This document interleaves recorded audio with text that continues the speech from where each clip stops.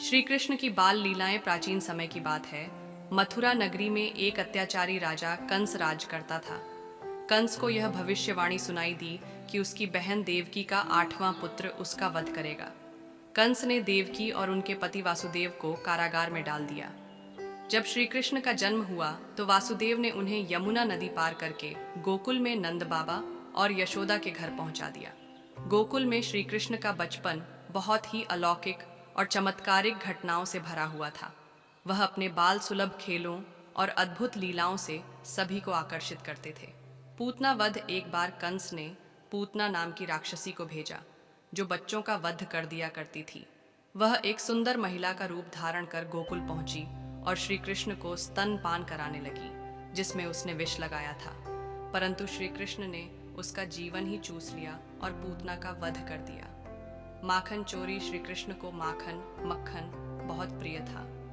वह अपने दोस्तों के साथ घर घर जाकर मटकी फोड़कर माखन चुराते थे।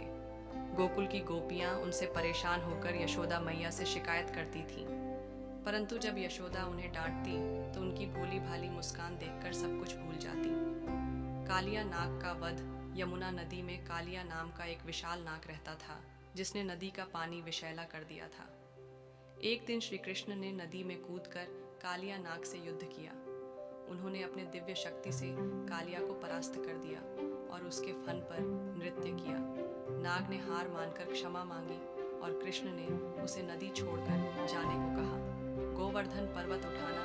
एक बार गोकुलवासियों ने इंद्रदेव को प्रसन्न करने के लिए पूजा की। श्री कृष्ण ने उन्हें समझाया कि हमें प्रकृति और गोवर्धन पर्वत की पूजा करनी चाहिए। इस पर इंद्रदेव क्रोधित हो गए और भारी वर्षा करने लगे।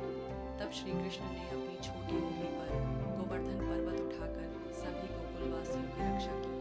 श्री कृष्ण की बाल लीलाएं केवल मनोरंजन ही नहीं बल्कि जीवन में धर्म, साहस और सत्य का संदेश देती